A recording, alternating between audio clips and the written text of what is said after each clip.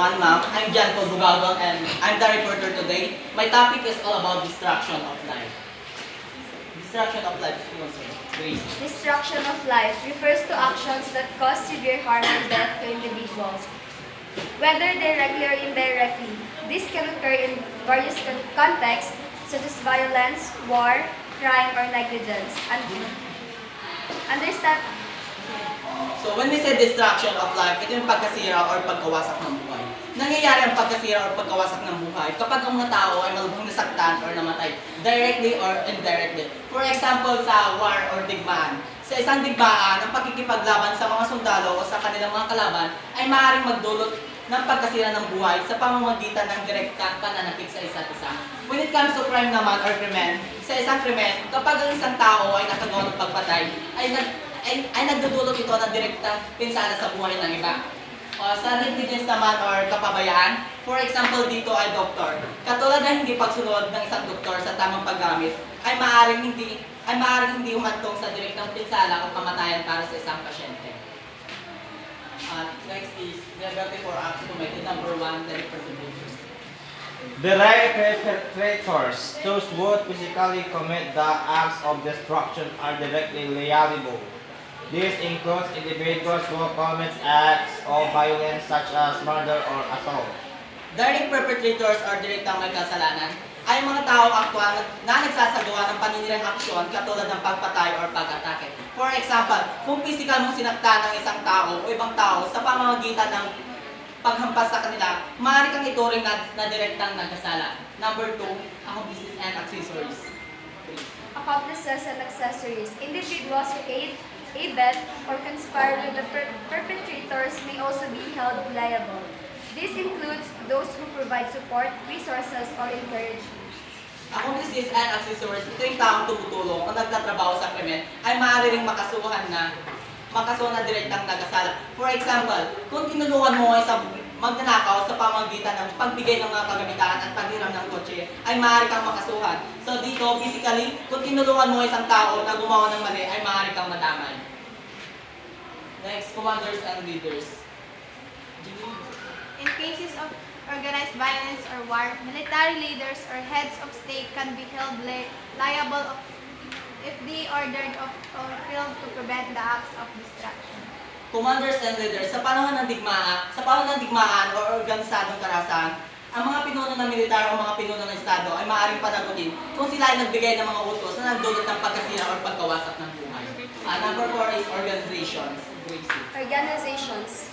Entities, including governments or corporations, may be held accountable if their policies or actions contribute to or permit widespread destruction of lives. Organizations, katulad ng mga gobyerno o malalaking kumpanya, ay maaaring managot kung ang kanilang mga desisyon o aksyon ay humantong sa maraming pinsala o pinsala sa buhay ng iba. For example, kung ang isang kumpanya ay nagpapalugi sa isang ilog at nagpapasakit sa mga tao o sa lugar, maaari silang managot sa pinsalang dulot nito. Number 5, negligence. Jason. Individuals or organizations may also be liable for destruction of lives due to neglects, such as failing to achieve to safety standards or regulations. So when we say negligence, ito yung kapabayaan. Ang kapabayaan ay nangangahulugan na hindi pagkuha ng sapat na pangangalaga at nagiging santi ng pinsala sa iba. For example, kung isang kumpanya ay hindi sumunod sa panuntunang pangkaligtasan at may nasaktan dahil dito, maaari silang managot para sa kapabayaan. Next is justifiability and act. Number 1, self-defense. Self-defense. Acts committed in self-defense or defense of others may be justifiable if they are proportionate and necessary to prevent imminent harm. Self-defense, so when we say self-defense, ito yung pagprotekta sa ating sarili or sa iyong sarili. Self-defense, pagprotekta sa iyong sarili o sa isang tao mula sa kapahamakan o panganib. For example, kung ikaw o isang tao ay nasa isang panganib, meron kang karapatang ipagtanggol o protektahan ng iyong sarili, and that's we call self-defense. Number 2 is military necessity, Reynald. Military necessity. In armed context, some action might be deemed justifiable if they are necessary for achieving legitimate military objectives and comply with the laws of war. Military necessity, sa panahon ng digmaan, may ilang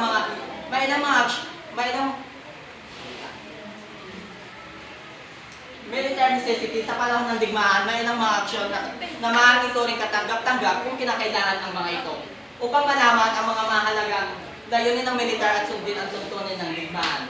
Number 3, legal authority. Really. Action taken under the local authorities such as the law enforcement using force to prevent a serious crime can be Legal authority ay tumutukoy sa kapangyarihan o karapatang gumawa ng ilang particular na aksyon na pinapayagan ng batas. Next.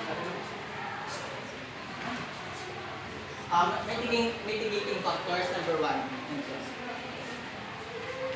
And said, lack of the malicious intent of premeditation can mitigate liability although it does not necessarily absolve responsibility.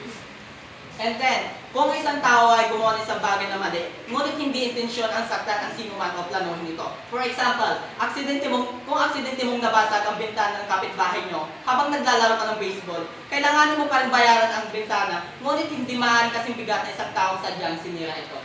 Number 2, circumstances. Circumstances. Extreme circumstances such as acting under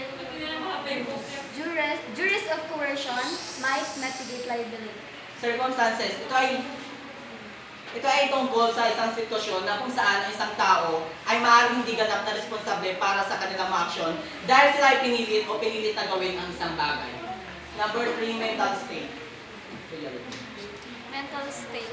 Factors like mental illness or incapacity may impact the level of responsibility. Mental state, kung paano makaka-apekto ang estado sa pag-iisip ng isang tao kung gaano sila responsable para sa kanilang mga aksyon. At sa importance of destruction of life naman, number 1, Human cause, the loss of lives results in immense suffering for families, communities, and societies. Each life loss that represents a unique potential in their absence creates and avoid that affects personality, relationship, and community structures. human cause ang pagkawala ng buhay sa mga pamilya, komunidad at lipunan. Kapag may namatay, nagdudulot ito ng matinding sakit at paghihirap para sa mga taong nakakakilala sa kanila. Ang kawalan ng isang tao ay talagang mahirap dahil ito ay nagbabago sa mga bagay para sa lahat ng tao sa kanilang paligid. Number 2, social and economic impact. Social and economic impact. Destruction of lives can destabilize societies, leading to economic hardship, loss of productivity, and strained social services. The long-term effects can hinder development and progress. Social and economic impact. Kapag marami ang pagkawala ay pagkasira o pagkawala ng buhay, ito ay maaaring magdulot ng mga problema ng lipunan at ekonomiya.